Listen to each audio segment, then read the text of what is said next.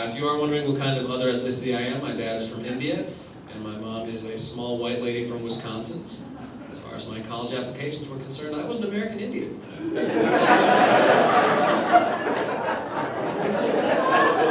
Take your time.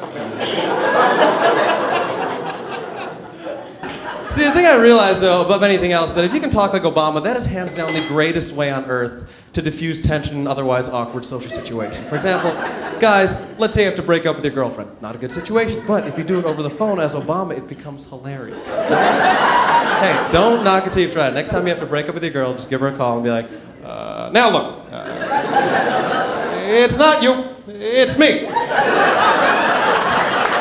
And it's not me, it's the economy.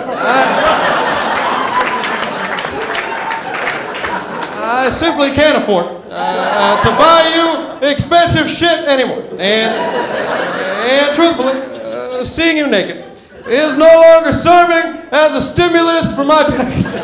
So, thank you. Thank you. Thank you so much. My girlfriend and I text a lot, which is fine. The only complaint I have is she texts me in shorthand to the point where I don't even know what she's abbreviating anymore, and then I get in trouble trying to respond the same way. So we were texting recently, and she sent me ILU, which means I love you, which is very sweet. And I was going to write back, same, love you too, but I figured I'd try the shorthand, so I just wrote back slut in all caps.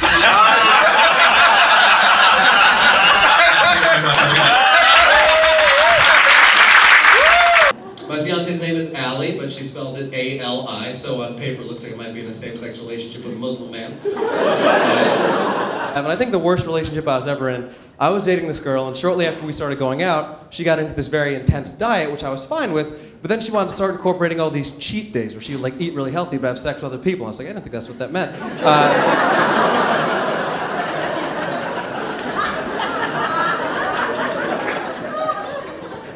There's so much talk about double standards, and I get it. Like, they generally benefit men, I'm not going to lie about that. But there are certain things that women can do that men can never do in a million years.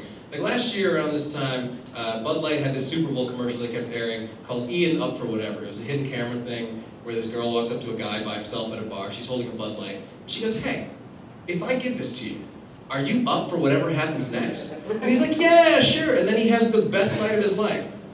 But if a man walks up to a woman by herself at a bar, with an open Bud Light bottle,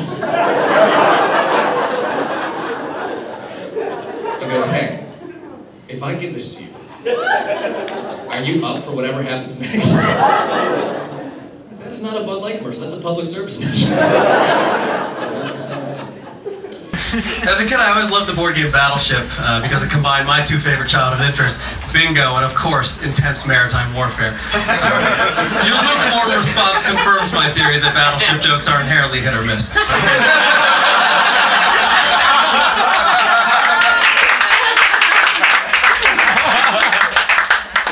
I have been traveling a lot the past few weeks, and I recently heard the greatest announcement on an airplane ever. About 20 minutes into the flight, and the flight attendant comes over to the loudspeaker, and she goes, hey, I just want to let everybody know, today's in-flight entertainment is the film Jobs, the life story of Steve Jobs starring Ashton Kutcher. And I froze for a minute because I didn't know if I was witnessing some weird practical joke, or if she'd just never seen the word Jobs written in 35 years of being alive. There's this elderly couple sitting to my left, and I nudged this 70-year-old woman, and I went, this flight attendant is doing a horrible job. And she thought it was so funny. And she woke up her sleeping old husband to tell him my joke. Anyways, I finally found my target demographic.